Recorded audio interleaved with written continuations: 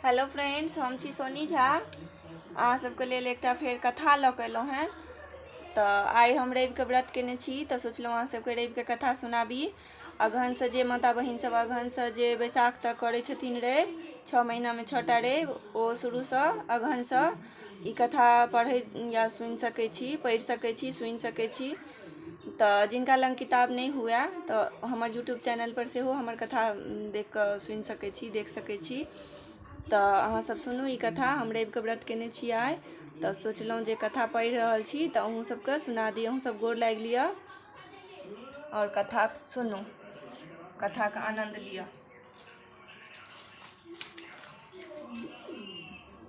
पहिल कथा छै श्री कृष्ण पुत्र शाम का कुष्ठ निवारण। कथा नंबर 1। द्वापर युग में एक ब्रह्म ऋषि दुर्वासा मुनि द्वापर युग में एक बार महर्षि दुर्वासा के मन में द्वारकाधीश भगवान श्री कृष्ण की द्वारकापुरी देखने की प्रबल इच्छा हुई। अपनी इच्छा को न रोक सकने के कारण दुर्वासा मुनि ने एक दिन द्वारका नगरी में प्रवेश किया। उनके आगमन का समाचार पाकर भगवान श्री कृष्ण उनका आदर सत्कार करने के पश्चात राजमहल में लिवा लाए। वहाँ भोजनोपरांत ऋषि के साथ श्री कृष्ण जी बातचीत करने लगे। वार्ता के मध्य श्री कृष्ण के पुत्र शाम्ब वहाँ आ पहुंचे और मुनि का उपहास करने लगे। महाक्रोधी दुर्वासा मुनि श्री कृष्ण के आचरण से प्रसन्न रहने के कारण उस उपहास पर ध्यान न देकर शांत मुद्रा में बैठे रहे, परंतु शाम्ब द्वारा पुनः उपहास करने की चेष्टा से मुनि पर क्रोध उबल पड़ा। उन्होंने तत्क्षण ही शाम्ब को कोढ़ी होने का शाप दे डाला।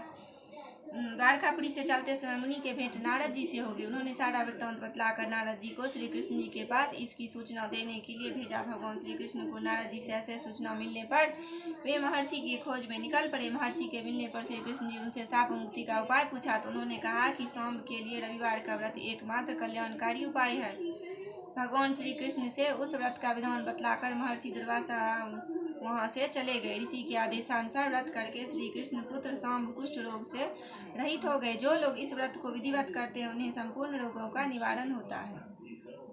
कथा नंबर 2 सुनबे छिया। वहाँ सब सुन।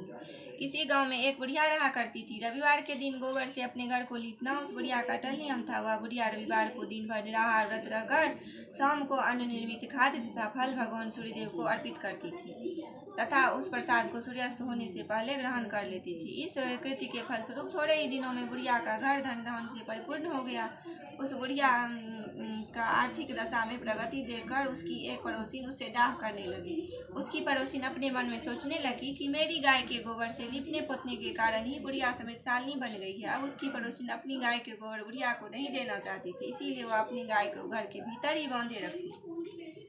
दूसरे रविवार के दिन अपना घर लिपने के लिए बुढ़िया गोबर न पा सकी, इसीलिए बड़ी असुविधा हुई। अपने नियम में बाधा पड़ने के कारण वह बुढ़िया बड़ी उदास हो गई। मानसिक चिंता के कारण बुढ़िया उस दिन भगवान सूर्यदेव को कुछ भी अर्पित न कर सकी और न तो स्वयं ही प्रसाद रूप में कुछ ग्रहण किया। शाम को वह भूखी प्यासी चिंतातुर अवस्था में सो गई। रात्रि में भगवान सूर्य नारायण ने उस बुढ़िया को स्वप्न में दर्शन देकर उसके दुख का कारण पूछा। बुढ़िया ने दुखी होकर कहा कि आज गोबर न मिलने के कारण मैं नियमानुसार आपका पूजन न कर सकी, मेरा नियम भंग हो गया। इसी एक बात से अत्यंत दुखी हूँ। बुढ़िया की बातों से दर्याद्र होकर सूर्य भगवान ने कहा कि मैं तुम्हें एक गाय देता हूँ जिससे तुम्हारी एक इच्छा पूर्ण होगी। मैं तुम्हारे व्रत पालन की निष्ठा से अत्यंत प्रसन्न होकर तुम्हें वरदान देना चाहता हूँ, अर्थात अब से सदैव तुम्हारा घर धन पुत्र आदि से संपन्न रहेगा। इतना कहकर भगवान वही अंतर ध्यान हो गए। सुबह उठने पर बुढ़िया ने अपने आंगन में एक बछड़े वाली गाय को देखा। रात्रि में देखे हुए स्वप्न की बात बुढ़िया को याद आने लगी। बुढ़िया ने गाय के घर से बाहर बांधकर उसे चारे की व्यवस्था की। बुढ़िया के दरवाजे पर बांधी हुई गाय को देखकर उसकी चालू पड़ोसिन के आश्चर्य का प्रवाह न रहा। उस गाय के स्वर्णमय गोबर के प्रत्याग से उसकी पड़ोसिन विस्मित हो गई।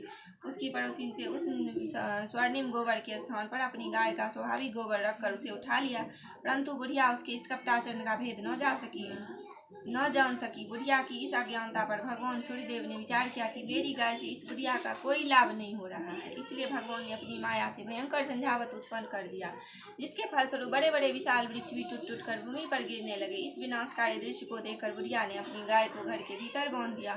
प्रातः काल उस गाय से बुढ़िया को स्वर्णिम गोबर प्राप्त हुआ। बुढ़िया अत्यंत प्रसन्न हुई और वह उसकी सुरक्षा के लिए नित्य ही गाय को भीतर बांधती। बुढ़िया की सावधानी से अब उसकी पड़ोसिन का कोई वश नहीं चलता था। एक दिन पड़ोसिन ने बुढ़िया की गाय छीन लेने के उद्देश्य से एक चाल चली। उसने राजा के पास उपस्थित होकर राजा से निवेदन किया कि महाराज, मेरी पड़ोसी बुढ़िया के पास एक अद्भुत गाय है जो स्वर्णमय गोबर देता है, अतः वह गाय यदि महाराज के पास रहे तो उसे जनता का लाभ हो सकता है।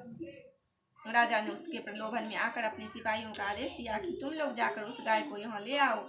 सिपाहियों ने तुरंत आज्ञा का पालन किया। वह गाय का गोबर उठाकर न ले जाने पावे आदेश देकर राजा महल में चले गए। उस दिन की रात में राजा को प्रसन्नता के कारण नींद नहीं आई। राजा सवेरा होकर प्रतीक्षा उत्सुकता पूर्वक करने लगे। सुबह गाय के पास जाकर देखा वहाँ स्वाभाविक गोबर के अतिरिक्त कुछ न था। राजा की क्रोध अग्नि भड़क उठी। उन्होंने बुढ़िया को पकड़वा मंगाया।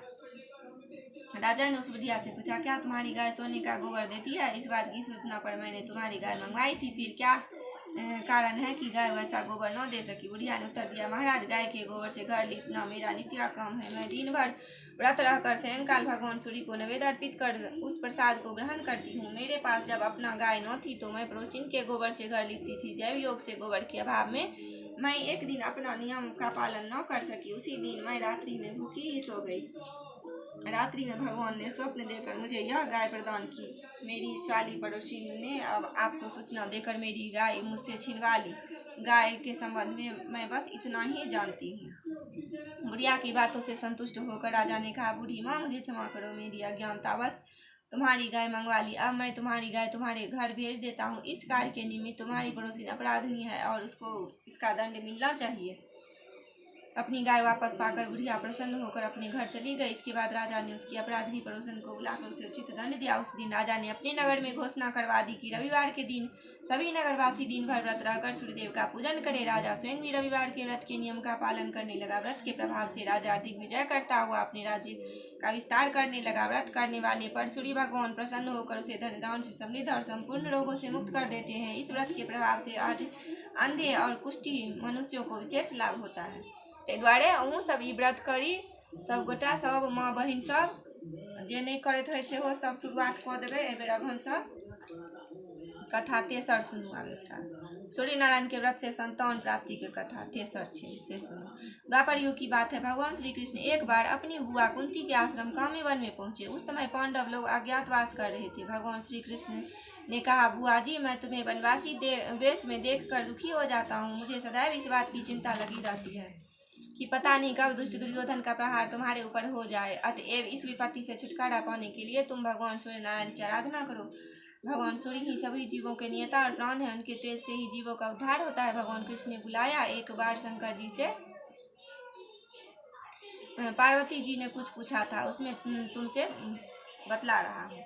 शिव जी ने पार्वती जी से कहा, यदि तुम इस बात की जानकारी प्राप्त करना चाहती हो तो मथुरापुरी में जाओ। वहाँ सूर्यपुत्री यमुना जी की धारा प्रवाहित होती है। यमुना के तट पर ऋषि महर्षि मुनि आदि निरंतर तपस्यारत रहते हैं।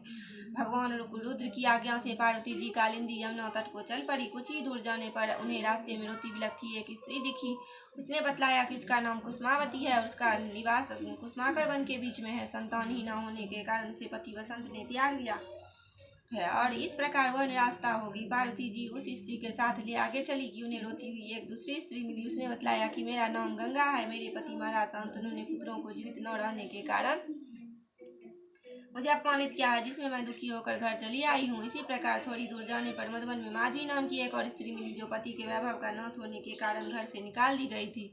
इसके अनंतर आगे जाने से पर कुमुदवन में कुंदा नाम की स्त्री से भेंट हुई, जिसके पति को राजा ने बंदी बना लिया था और वह व्याकुल होकर विलाप कर रही थी। उन सभी स्त्रियों के साथ लेकर पार्वती जी यमुना तट पर जा पहुंची। उस तट पर पूजनोत्सव देखकर पार्वती जी ने ऋषि पत्नियों से पूछा कि यह किस देव की आराधना हो रही है, इस पूजन के विधान और फल क्या है। उनकी बात सुनकर एक ऋषि पत्नी ने कहा, यह जगत पिता सूर्य नारायण का व्रत है और सभी मनोरथों को पूर्ण करने वाला है। इस व्रत को करके प्रत्येक नर नारी अविष्ट सिद्ध प्राप्त होती है। तुम्हारी भी यदि कोई वांछा हो तो इस व्रत को करके प्राप्त करो। ऋषि पत्नियों से ऐसी बात सुनकर पार्वती जी अत्यंत प्रसन्न हुई और उस व्रत के विधान तथा फल को जानकर शिव जी के पास लौट आई।